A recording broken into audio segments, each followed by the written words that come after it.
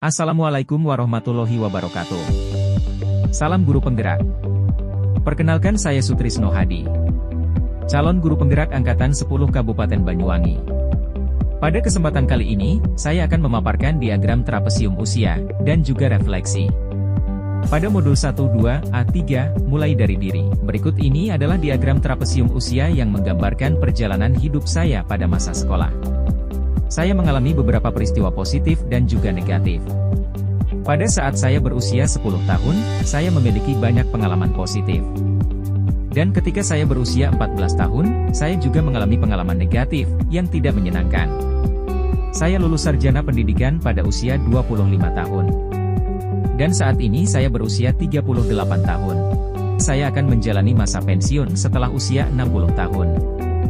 Dari diagram trapesium usia tersebut dapat ditarik kesimpulan bahwa selisih usia pengalaman positif saya yaitu 28 tahun dan selisih usia pengalaman negatif saya yaitu 24 tahun. Pengalaman positif yang saya alami terjadi pada saat saya berusia 10 tahun. Saat itu saya sedang bersekolah di jenjang SD. Saya sering mendapatkan prestasi dan menjadi juara kelas. Masa-masa tersebut adalah masa emas bagi saya karena saya bisa belajar dengan mudah, dan mendapat apresiasi dari para guru serta orang tua. Pengalaman negatif yang saya alami yaitu ketika hadir guru mapel bahasa Inggris yang baru di sekolah saat saya duduk di kelas 2 SMP. Saat beliau mengajar mata pelajaran bahasa Inggris di kelas, beliau terkenal sangat galak. Suatu hari beliau menjelaskan materi.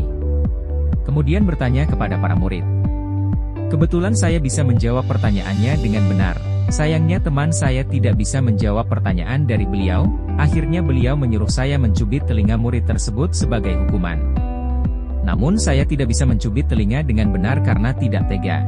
Sehingga sayalah yang dicubit telinga saya, atau dijewer guru tersebut, untuk memberi contoh. Saya sangat marah dan kecewa dengan cara beliau mendidik.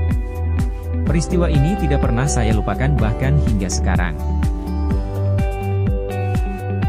Pada peristiwa positif yang saya alami, ada beberapa pihak yang juga terlibat. Selain saya, mereka adalah wali kelas yang mengajar dengan sabar dan penuh dedikasi, sehingga saya mampu meraih prestasi yang baik. Kemudian orang tua yang selalu mendukung saya dalam belajar dan memberi motivasi serta apresiasi dalam setiap proses yang saya alami, serta teman-teman sekelas yang selalu antusias untuk belajar bersama dan juga sebagai teman bermain. Pada peristiwa negatif, pihak yang terlibat selain saya adalah guru mapel bahasa Inggris saya di kelas 2 SMP yang sangat tegas dalam mendidik.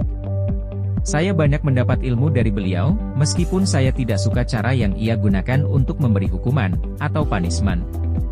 Meskipun begitu, saya tidak merasa dendam dan telah memaafkannya. Karena saya memahami bahwa ia ingin muridnya bisa menjadi pribadi yang berilmu dan berakhlak. Selain itu, teman-teman sekelas saya juga ikut terlibat, mereka turut merasakan hal yang sama dengan saya saat belajar. Semua pengalaman positif dan negatif yang saya alami, memberikan dampak emosi terhadap diri saya sendiri. Pada pengalaman positif yang saya alami, dampak emosi yang saya rasakan yaitu, bahagia atas prestasi yang saya raih, termotivasi untuk menggapai cita-cita setinggi langit, lebih bersemangat untuk mempelajari ilmu baru, antusias dan lebih berambisi dalam belajar, bersyukur atas anugerah yang Allah berikan, bangga pada usaha yang saya lakukan, dan kagum pada guru-guru hebat yang mengajari saya dengan sabar, mulai dari tidak tahu apa-apa, hingga mahir dalam membaca, menulis, berhitung dan pelajaran lainnya. Pada pengalaman negatif yang saya alami, dampak emosi yang saya rasakan adalah sedih, karena tidak semestinya diperlakukan dengan kasar. Kecewa karena merasa dizalimi, takut karena tertekan pada pelajaran tersebut, minder karena tidak bebas berekspresi dan berpendapat, marah karena mendapat hukuman padahal tidak melakukan kesalahan, benci karena merasa tindakan guru tersebut bukan merupakan contoh yang baik, dan juga dendam karena menerima kekerasan fisik. Momen yang terjadi di masa sekolah masih dapat saya rasakan, dan masih dapat mempengaruhi diri saya di masa sekarang. Karena peristiwa tersebut sangat berkesan dan membekas di hati saya. Baik itu peristiwa positif maupun negatif. Hal ini terjadi karena pada masa sekolah otak saya sedang berkembang dan mampu merekam dengan baik segala macam peristiwa yang terjadi. Pengalaman positif menjadikan saya gigih dalam berjuang sampai saat ini. Sedangkan pengalaman negatif menstimulasi otak saya untuk membentengi diri, dan selalu waspada hingga sekarang. Dari peristiwa positif dan negatif yang saya alami, saya mendapatkan banyak pelajaran hidup, diantaranya tidak menyerah dalam berjuang meski kadang tidak mendapatkan keadilan. Nah, saya berkomitmen untuk terus belajar menuntun murid secara adil dan bijaksana. Selain itu, saya juga ingin menjadi pembelajar sepanjang hayat dengan berprinsip seperti padi dan menanamkan di dalam diri saya untuk mendidik murid dengan penuh kesabaran. Saya juga hendak menjadi teladan dan memberi contoh yang baik dalam mendidik dan menghadirkan pembelajaran yang berpihak kepada murid. Guru mempunyai peran penting dalam menghadirkan pembelajaran yang bermakna bagi murid, sebab guru itu digugu dan ditiru. Yang membuat saya bersemangat dalam mengajar adalah melihat murid-murid belajar dan berkembang. Saya senang bisa membantu mereka memahami konsep baru dan mengembangkan keterampilan mereka. Saya juga senang bisa membangun hubungan dengan murid-murid dan membantu mereka menjadi orang yang lebih baik.